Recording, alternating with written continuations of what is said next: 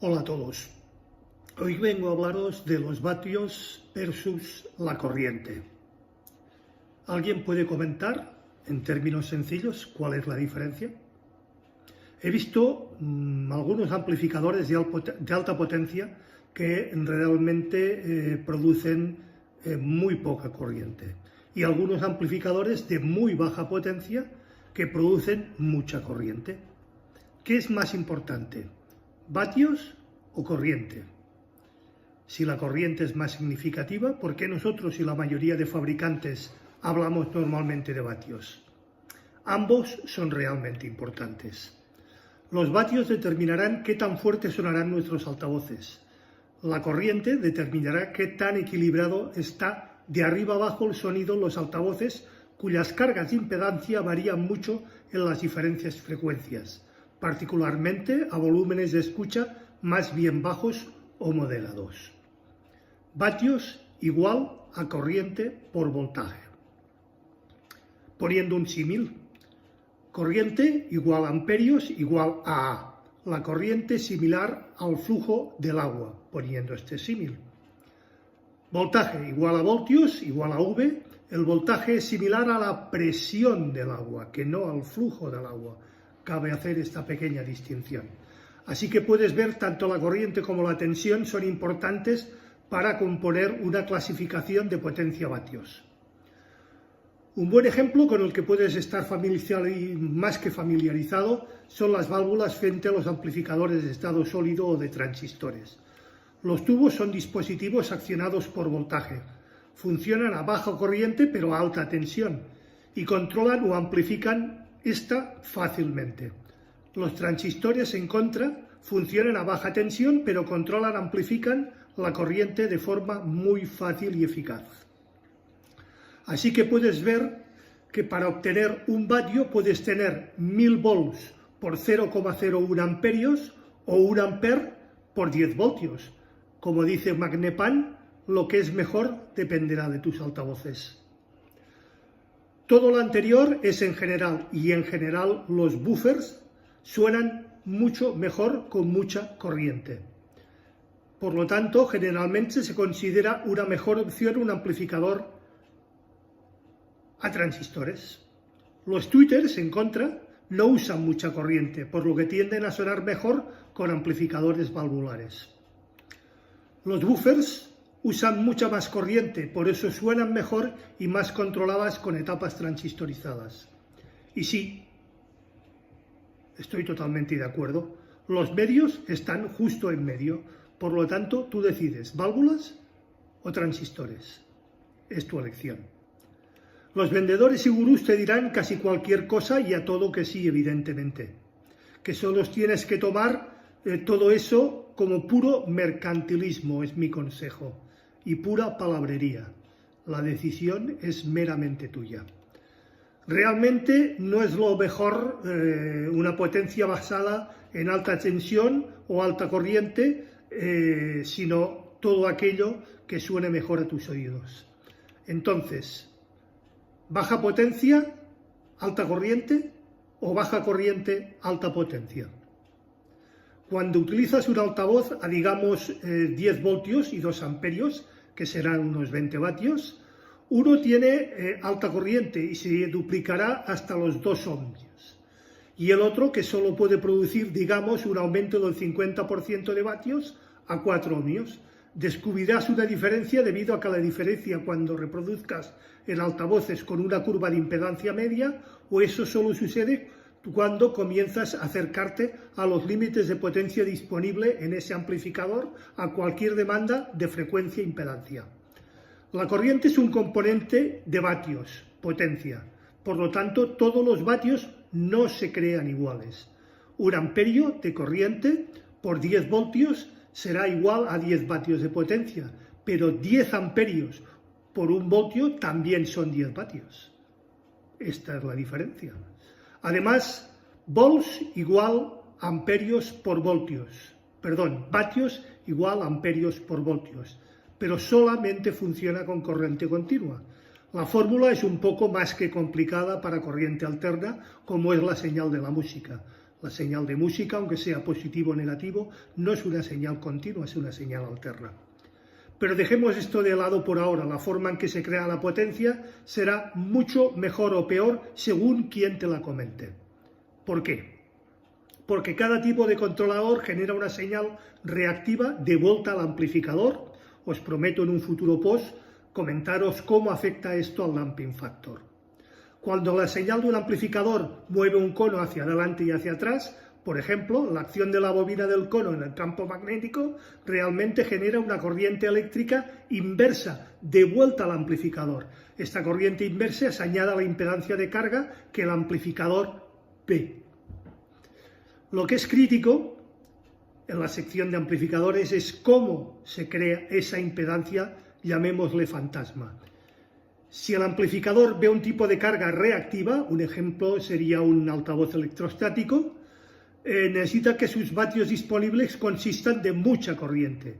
Si ve una carga de tipo resistivo, como los conos, cúpulas, cintas y magnéticas o del tipo plano, necesita que sus vatios disponibles consistan en muchos voltios para superar el voltaje inverso creado por este tipo de altavoces.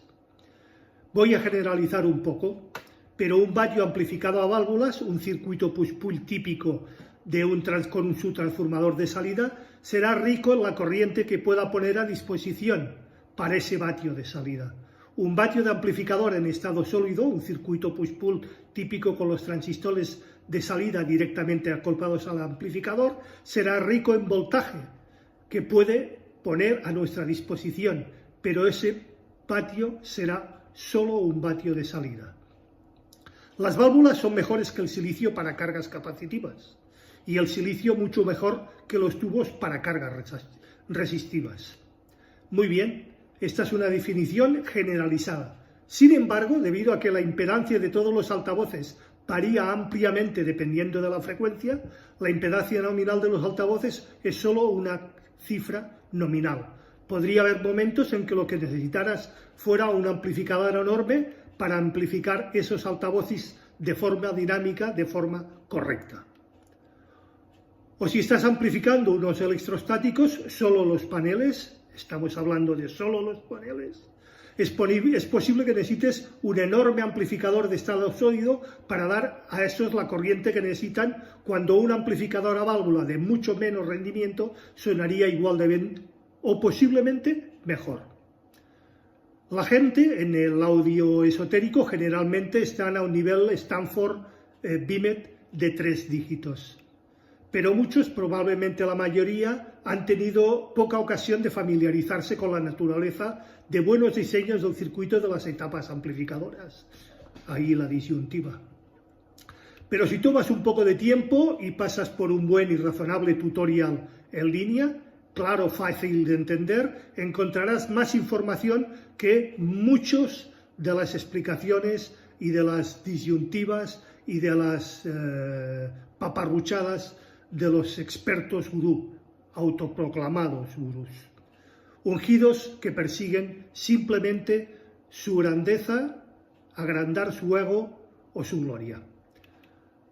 La confusión con las clasificaciones del amplificador: los amplificadores no producen vatios, producen corriente, o deberían de generar corriente. Un amplificador es una fuente de voltaje, al igual que la red de 120 o 240 voltios de nuestra casa. Una analogía fácil de usar es una bombilla. ¿Cuál es la diferencia entre una bombilla de 100 vatios y otra de 60 vatios? ¿Y por qué una bombilla de 100 vatios es más brillante que una bombilla de 60 en la misma lámpara conectada a la misma toma de corriente? ¿Veis la similitud? No se le puede decir que una bombilla de 100 vatios en la lámpara a la toma de corriente produzca 100 vatios. La toma de corriente suministra X voltios constante. Esa es la clave. Entonces, ¿cómo se diseña la bombilla de 100 vatios y otra de 60 vatios? Pues debemos de aplicar la ley de Ohm. Corriente por resistencia. Vatios igual a voltaje por corriente, simplificando. La bombilla de 60 vatios en una toma de 240 voltios puede decirnos la corriente que va a necesitar. Reorganizada la ecuación, de watts da corriente igual a vatios dividido por el voltaje, o sea, 60 dividido por 240, 0,25 amperios. Necesitaremos 0,25 amperios a través de la bombilla para obtener 60 vatios.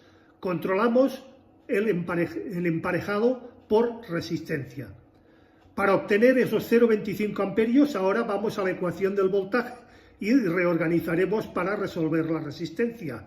Resistencia es igual al voltaje dividido por la intensidad, o resistencia es igual a 240 dividido por 0,25, es decir, 960 ohmios. Por lo tanto, para diseñar una bombilla de 60 vatios se requiere un elemento o un filamento que sea de 960 ohmios para una tensión de 240 voltios. Eso nos da unos 60 vatios en una toma de 240 voltios, como acabo de decir. Pero una bombilla de 100 vatios, intensidad es igual a 100 dividido por 240, nos dará 0,417 amperios. Dicho de otra manera, resistencia es igual a 240 dividido por 0,42, es decir, la bombilla de 100 vatios debe de tener una resistencia de 571 ohmios. Por lo tanto, para diseñar una bombilla de 100 vatios se requiere un elemento con una resistencia de 571 ohmios. Eso nos da que 100 vatios en una toma de corriente para 240 voltios. La diferencia son las resistencias de los elementos de tungsteno que hacen que a mayor corriente fluya desde su receptáculo. Esta corriente adicional es la potencia adicional de voltios por amperios. Vale, genial, menudo rollo, ¿no? ¿Y qué pasa con los amplificadores y la corriente? Pues exactamente lo mismo. La única diferencia es que los altavoces, a diferencia de las bombillas, tienen diferente resistencia a diferentes frecuencias que presenten una carga variable en nuestro amplificador. Y eso es como instalar constantemente bombillas diferentes de potencias diferentes en nuestros enchufes. Se volvería el amplificador loco. Yo por eso, evidentemente, represento una carga variable similar en la toma de la pared, o a la de la toma de la pared. Pero la salida de la pared tiene un almacenamiento de corriente infinito, es decir, puede reducir la resistencia y la salida suministrada a la mayor corriente a un máximo de 20 amperios, que es lo que son nuestros disyuntores, o 10.000 amperios, la corriente máxima en cortocircuito del transformador de los servicios públicos. Pero un amplificador no tiene 10.000 amperios de corriente a nuestra disposición. El amperaje se puede suministrar, estará limitado por el transformador de su fuente de alimentación. Si tienes un amplificador de 100 vatios, tienes un dato sin ningún sentido. Si tienes un amplificador de 100 vatios a 8 ohmios, eso sí que es una característica o una especificación. Para diseñar un amplificador de 100 vatios a 8 ohmios necesitarás al menos, eso dependiendo de la clase con la que esté diseñado el circuito, un transformador de 100 vatios en su fuente de alimentación. Un altavoz es como una bombilla de 8 ohmios. Ahora tenemos un amplificador de 100 vatios. Menudo tostón, ¿no? Pues sí. Pero recuerda que lo importante es disfrutar de la música, no estar constantemente sufriendo por si ese equipo, ese pasaje, esa pieza o ese álbum suena hoy mucho mejor o peor que ayer. Como siempre, quedo abierto a cualquier consulta, duda, aclaración, cuestión o sugerencia por vuestra parte. Será debidamente contestada. Recordad, si os ha gustado, por favor, dadle al like, es muy importante. Compartid el post, así ayudaréis a crecer al canal. Suscribiros si no lo estáis ya y acordaros de darle a la campanilla gris para que YouTube os avise de cualquier novedad dentro del canal. Muchísimas gracias a todos y nos vemos el próximo viernes en un nuevo capítulo de A las 8 estrenamos. Hasta entonces.